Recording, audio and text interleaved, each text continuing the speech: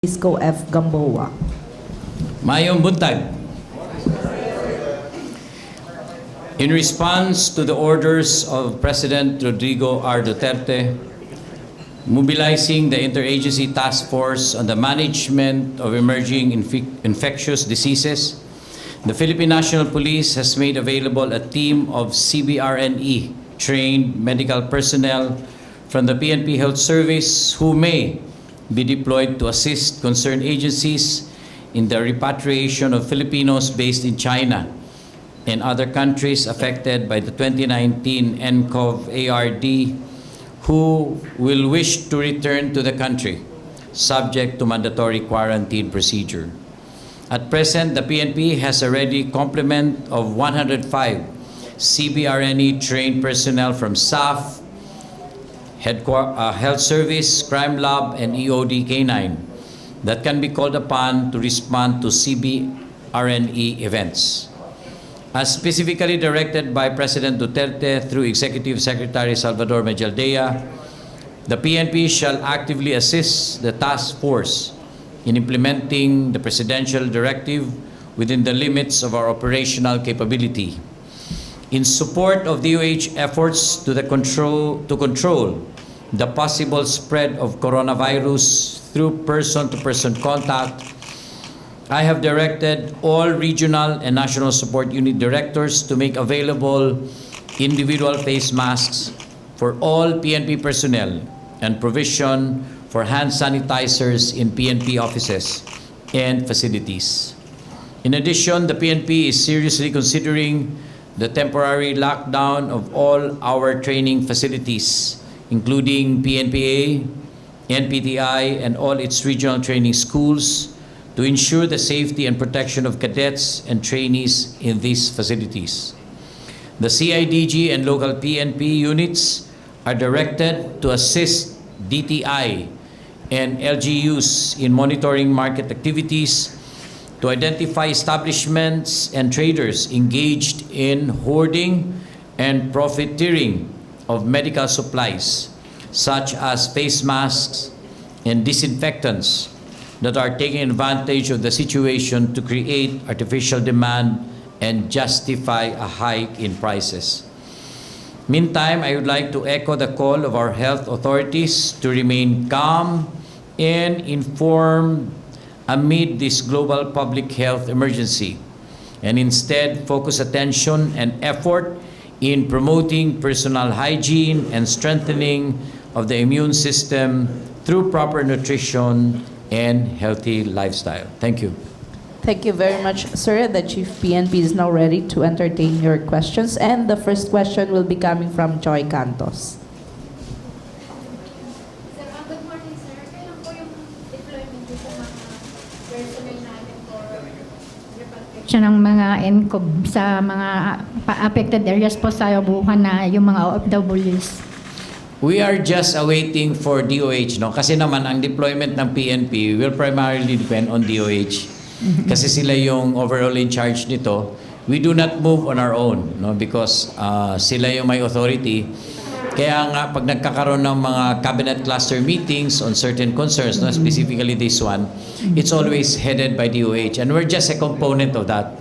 So tutulong ang PNP, but we're just presenting na meron kaming ganitong pwersa whom they can use, no? Actually, hindi naman to talaga pang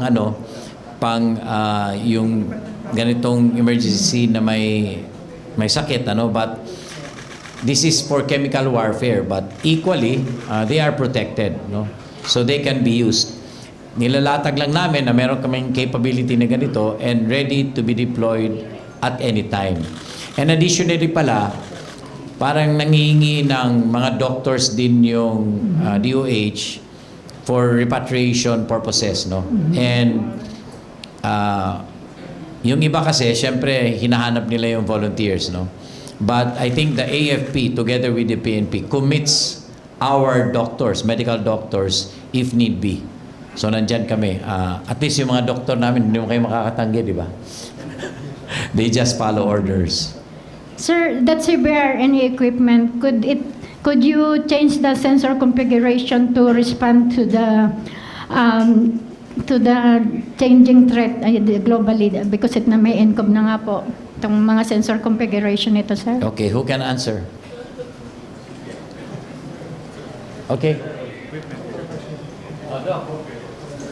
Your time to shine. Good morning po. Just retired on December po. So I was volunteered to help in CBRN because I headed that before. This ano po na team was based on the need ng globally na makapag-respond, magkaroon ng capability ang Philippines since nung 2012 pa. So that's why we're gradually building up yung capability. And right now, ang problem is yung pandemic na potential ng N-CoV and isi-ship yung mission to focus on that threat. And that yung equipment, pwede yung gamitin yan. But we have to focus yung kanilang operations to deal with that specifically po. And with regards to globally, we can engage our partners po, but through the auspices of the Department of Health po, and our partners po outside of the country, because they also engage us somehow through the mechanism sa police forces po, like Interpol or Asianapol. They can always be asked or be requested kung anumang ang pwedeng maibigay nila sa atin. Thank you, sir. Kay General GAMBOA po ulit, sir. Sir. Kay CPNP. Sir, yung PNP, EKG po, nag-implement na sila ng no mask, no entry policy. Gagayahin po ba to sa mga major camps natin, especially sa mga entrance, sa mga gate po? They can escape the staccato sa mga operation, pero itong pong threat nitong N-CoV masyadong po, sir, magnanimous na po kasi nag-spread na siya globally. Paano pong magiging guidelines natin doon sa mga operating personnel natin, especially mga nire-rescue, Parampujan, Prambuhan? Paano po, sir? Actually, yung mga PNP, ang directive naman namin dito is gagamitin natin yung face mask on need basis. Actually, ang guidance ng Department of Health is places of convergence, yung maraming tao, no?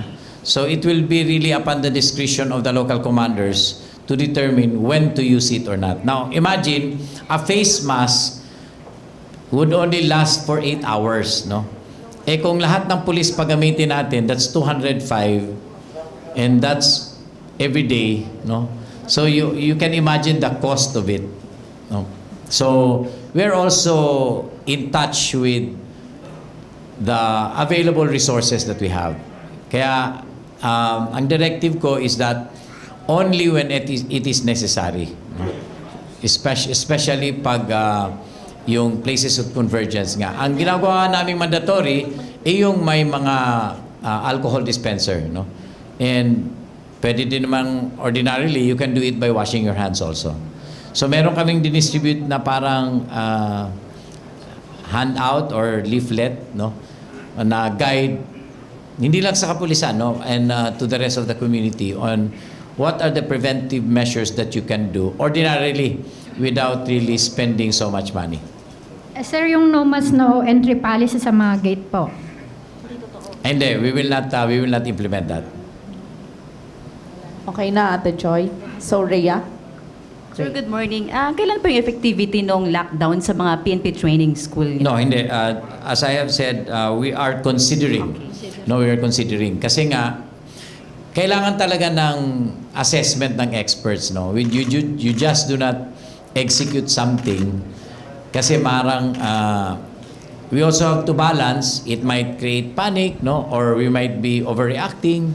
So dapat evidence-based, kumbaga. So kung nirecommend ng Department of Health that it is necessary, then we will do so. But only upon careful study, no? Because it has also a lot of implication once you decide on doing something. Okay, sir. Thank you. Thank you, Rhea. Do we have any other questions regarding, and then Ann. Hi, Sir Pat, TV5. Sir, follow up ko lang dun sa lockdown. But if ever, sir, ano yung ibig sabihin ng lockdown? What will happen? Hindi, basically pag sinabing lockdown, denial of entries of other persons other than those who are supposed to be assigned and on duty doon sa lugar na yun. Okay, thank you, sir. Ang purpose naman ng lockdown is further contamination, no? Pero yun nga, ang confirm pa naman na victim, na carrier is, or hindi pa nga carrier, no, na inflict nito is mabilang pa naman, no? And I think kaya namang i-contain yun. Thank you, Pat. Ann? General Ann Soberano, Bomboradyo. Sir, sa ganitong mga banta, sir, no, na may N-CoV na, paano po maapektuhan or makakaapekto po ba ito sa operation natin, lalo na po sa illegal gambling, anti-illegal drugs natin? I don't think so. Okay. No? Siguro what would be considered is just a protection of policemen. At kung pwede naman mag-operate ng I don't think so it will affect, no. It will not affect the police operations. Yung mainit kasi ngayon, sir, yung mga operation ng AKG versus Chinese, sir, lalo na po. So, syempre, dito sa AKG, sir, nagpatupad na sila ng no mask, no entry. So, sa operation, sir, lalo na po sa mga prostitution din, sir. So, anong mga protection po ang gagamitin ng ating mga police sa mga operatives natin, sir? Just wear mask on operation and wash your hands after. No? Very basic. Sir, last po. Yung sir, yung facility. The AFP offered 2 facilities, sir, yung Caballo Island and yung Fort Magsaysay. Yung PNP ba, sir, may i-offer din na facility para sa maging quarantine area? None. None. Thank you, sir. More. Thank you, Ann. Do we have any other questions regarding the CBRNE or... Para makapag-hubad na sila, pinapawisan na. Henry Atuelan, sir, then Leia. Sir, Henry po, DZNM. Sir, yung binubuo po ng grupo, ano-ano po yung background nila?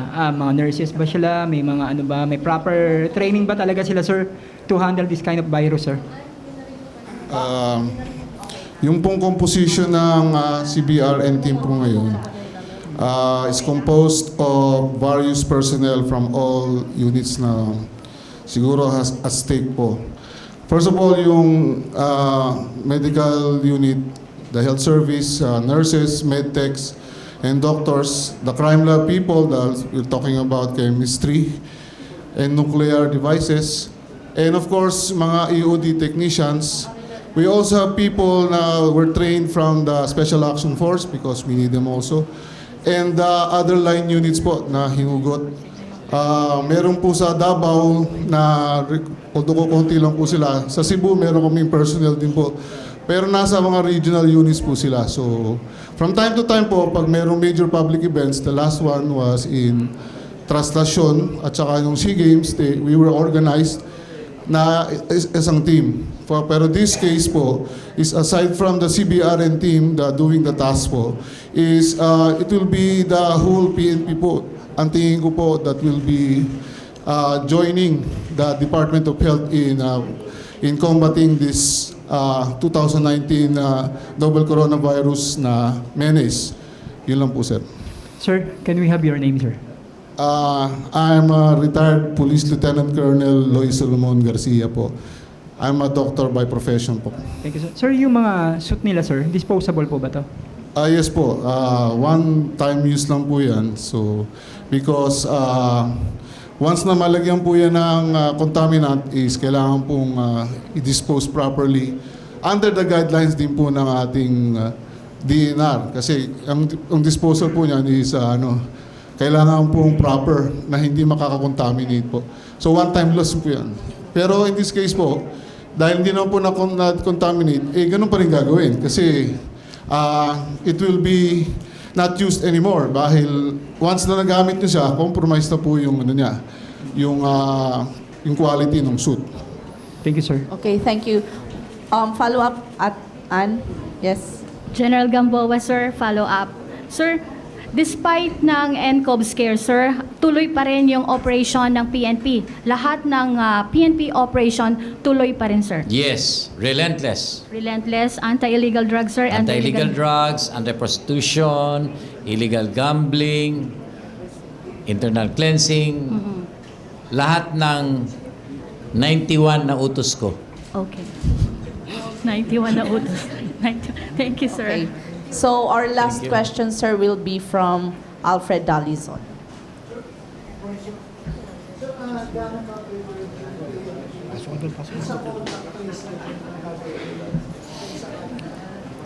Meron kaming National Operations Center, no, who can actually put online yung different CCTVs, no, integration. And naman ito, multi-agency rin, ano, kasi kunwari sa airport, merong mga OTS doon, and then sa daan, siguro ang advantage ng PNP, sanay kami sa investigation, no, kung paano mag-track down, and pero multi-agency ito. Like for example, kahit makuha natin sa CCTV, on a public CCTV, kunwari plate number, we have to trace it with LTO, no? And so on and so forth. So, magaling ang PNP sa connecting the dots, no? Or connecting the CCTVs. That's why isang agency kami na tinatap, lalo na pag i-trace natin yung whereabouts ng tao. And you know what? The public can also help, no? I have read and scanned through social media na the public can really do a lot to help the government in its entirety, lalo na pag nagtitrace tayo ng mga possible carriers. Follow. Additional baggage kasi in the event pandemic kung sakali itong ganito lang sir is 600 plus disposable. Yes, one of the instructions doon sa NDRRMC, hindi pala, during the management committee meeting with the Secretary of the Interior presiding, the different agencies of the DILG, no, including the PNP, we were told to submit QRF, no, Quick Response Fund, to address, kasi primarily doon sa TAL, and napag-usapan din itong N-CoV, so kasama na rin ito.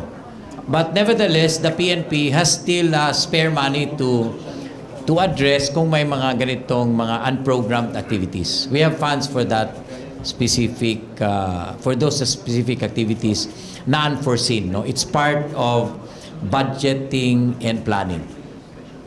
Lastly, sa health service, gano'n ka health service, kung sakaling may pasyente na dito, NSQ man dyan, meron na tayong mga isolation rooms, ilang meron. Yes, meron po tayong protocols, established na yon. Since the news broke out, tinanong ko yung hospital, ready po sila. Because the treatment is gaya ng SARS. So sabi ng Chief of Hospital, we are ready. We have dedicated teams, dedicated ambulances, and even the transporting of patients to San Lazaro Hospital, naka-ready po, using the same suit as prescribed by San Lazaro. So we are ready. Okay. Sir, may hahabol lang po. Yes, please. Sir Gabriel from Inquirer.net. Sir, kasi ngayon, di ba, maraming kumakalat na information sa social media. Paminsan yung iba, hindi verified. Meron po bang ginagawang, may misleading pa, may ginagawa po bang ang anti-cybercrime group para i-track down yung mga, or meron bang hakbang na gagawin? Okay, let's take it on a bigger context, no, national. Nung nag-meeting, meron kasi kaming ginawang simulation exercise sa NDRRMC, no less than the chairman presided over it, no, si Secretary Lorenzana.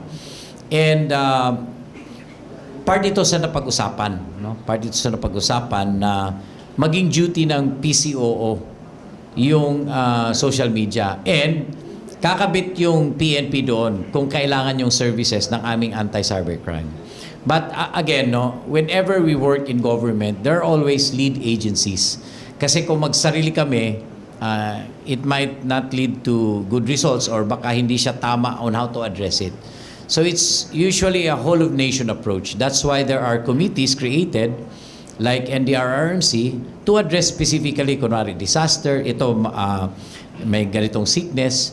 So it's a whole of nation approach. So we wait for PCOO on the protocols that should be done pag may ganito. Kasi very ano yun, kasama yun, even during the Taal simulation exercise, na pag tamaan tayo ng Alert 5, kasama yun yung dissemination ng fake news, ganyan, on how to deal with it. So, aware ang PCO on that. We just await for instructions if kailangan nila yung services ng PNP Anti-Cybercrime.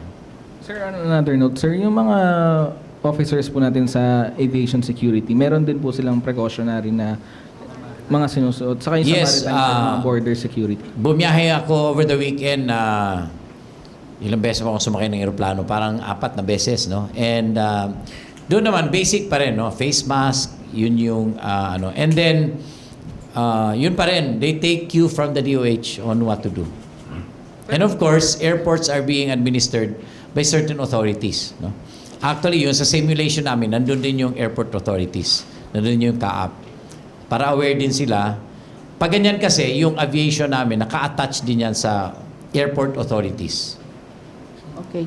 Sir, follow-up question lang daw, sir, si Chief, Henry. isa na lang po. Sir, ano yung gagawin natin doon sa mga nag-hoard uli? Yung mga nagtatago ng mga... Again, DTI yan, ano? Okay. And we offer our services.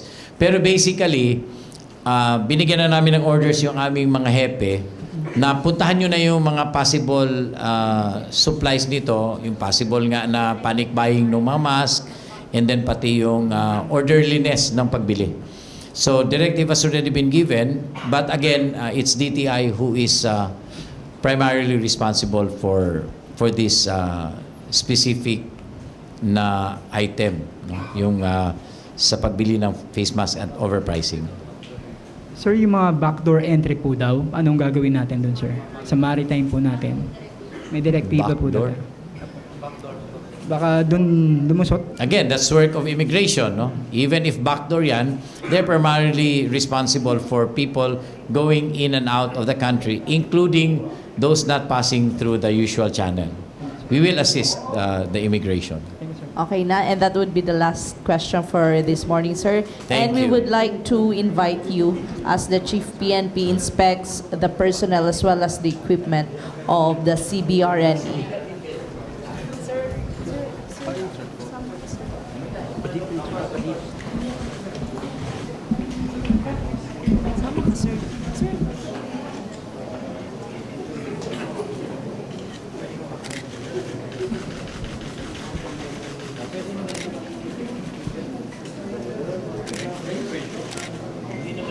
Next.